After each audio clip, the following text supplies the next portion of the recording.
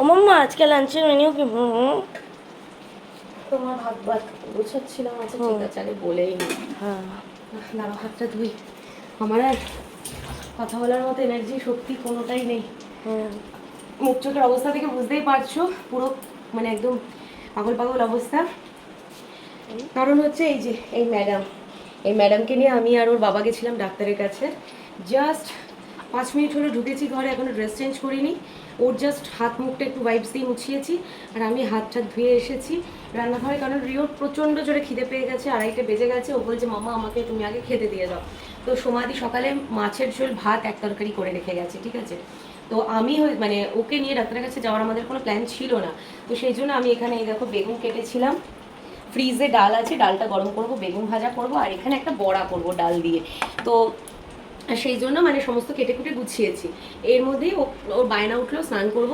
স্নান করানোর জন্য তেল মাখাতে গিয়ে দেখলাম গায়ে না গুড়ি গুড়ি গুড়ি গুড়ি র্যাশের মতো এসছে, আর সর্দিটাও বেড়ে রয়েছে। সর্দিটা এখন অবধি কমেনি। তো ওষুধের রিয়াকশান অনেক সময় এরকম তো হয়। তো সেই জন্য আমরা দেরি না করে ডাক্তারের কাছে নিয়ে গেছিলাম। ডাক্তার বললো না ঠিক আছে, ওষুধ টষুধ দিয়েছে, চেঞ্জ করে দিয়েছে। তো এই সমস্ত হয়েছে গল্প। তো এবার বাড়িতে এসে এখন অলরেডি অনেকটা দেরি হয়ে গেছে, গেছি আমরা 12:30, এখন 2:30 বাজে। তো সেই জন্য রিও বলছে মাম্মা বড়া টড়া আর খাবো না, তুমি আমাকে আগে মাছের ঝোল ভাতটা দাও, আমি খেয়ে নিই, রাত্রেবেলা বড়া খাবো। তো সেটাই করতে এসেছি। আর বাইরে তোমাদের একটু মুখে বলে দিই, কারণ তোমরা আমার কাছে এর আগেও অনেকবার বড়ার রেসিপিটা জানতে চেয়েছো, কিন্তু আমি এখন একদম সময় পাই না, আমার অবস্থা দেখে বুঝতে পারছো। তো সেই জন্য অনেকে আবার বলেছো যে এইটাতে নয়, এর আগে ওই চিংড়ি মাছের রেসিপিটা আরেকটা কিসে যেন বলেছো যে রেসিপি করে দেখাতে হবে না, তুমি মুখে মুখে বলে দাও তাহলেই হবে। তো সেটাও আমি পরে একদিন বলে দেবো, ঠিক আছে। আর আজকে আপাতত বলে দিই, দেখো মিক্সির বাটির মধ্যে এর মধ্যে আছে হচ্ছে একটুখানি মানে জাস্ট 1/2 ইঞ্চি মতো একটু আদা কুচি করে নিয়েছি, ঝাল অনুযায়ী লঙ্কা নিয়েছি, আর হ্যাঁ মা, আর এই দেখো পেঁপে, কাঁচা পেঁপে, এগুলো হচ্ছে সব কাঁচা পেঁপে, ঠিক আছে। কাঁচা পেঁপের কুচো করে নিয়েছি। ধরো মোটামুটি এতটা মতো পেঁপে ছিল, একটা বড় সাইজের পেঁপের থেকে এতটা টুকরো নিয়েছিলাম। আর এখানে দেখো একটু কুমড়োর বুকোও দেখা যাচ্ছে। কুমড়োর বুকোটা অপশনাল, দিলেও হয় না দিলেও হয়, আমার ঘরে এখন ছিল, ফেলবো না সেই জন্য দিয়ে দিয়েছি, না হলে না দিলে। এবার এটাকে আমি জল ছাড়া মিক্সিতে একটুখানি ঘুরিয়ে নেব, বেশ একদম মানে অনেকটা কুচু কুচু কুচু কুচু হয়ে যাবে। তারপরে ওর মধ্যে আমি দেবো এখানে এই যে মুগ ডাল আর মুসুরির ডাল আছে। তবে এটা কিন্তু মোটামুটি ধরো মুগ ডালের থেকে মুসুরির ডালটা কম আছে, ঠিক আছে। মানে মুগ ডাল যদি 10% থাকে, তাহলে মুসুরির ডাল মোটামুটি ওই 3-4% মতো রয়েছে। এইটাকে এর মধ্যে দিয়ে দেবো, দিয়ে ভালো করে পেস্ট করে নেব। আর জল যেটুকুনি সামান্য দরকার ওইটুকুনি দিয়ে ভালো করে পেস্ট করে নেব।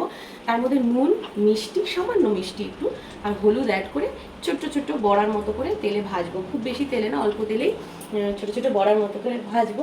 যেটা ডাল দিয়ে ভালো লাগে, আবার ভাতে মানে ঘি দিয়ে ভাত মেখে সেটা দিয়েও মুখে দিয়ে ভালো লাগে, আবার চায়ের সাথেও ভালো লাগে টি টাইম স্ন্যাক্স হিসাবে।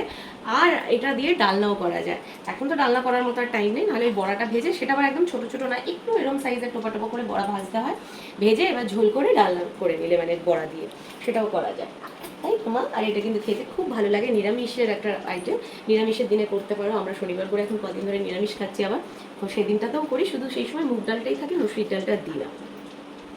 ও তোমাদের আজকে রান্নার মেনুটা দেখিয়ে দিলিও, বললো এত খিদে পেয়েছে, তাও বলছে মামা একটুখানি করো, অনেকদিন আবার করো না, মানে 2 দিন হয়ে গেলেই ওটা ওর কাছে অনেক দিন। তো সেই জন্য এই যে এখানে একদম ভাত রয়েছে, আমি জাস্ট গোছাতে নিয়েছিলাম রিওর জন্য এখন। আর এই যে সমাধি মাছের ঝোল করে রেখে গেছে, কাতলা মাছের ঝোল। কারণ যেহেতু আর কোনো কিছু আপাতত এখন থাকছে না, একটু ঝোলঝুলি বলেছিলাম রাখতে। তো এই হচ্ছে গল্প। তোমাদের লাঞ্চের মেনুকে অবশ্যই কমেন্ট করে জানিও।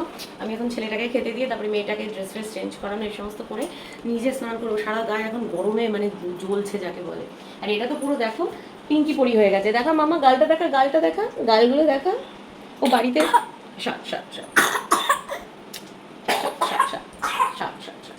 ও বাড়িতে ঢোকার সাথে সাথে দাদা বলছে মাম্মা বনু কি ব্রাশ লাগিয়েছে, মানে এই লেভেলে লাল টকটকে হয়ে গেছিলো। তাই চলো টাটা।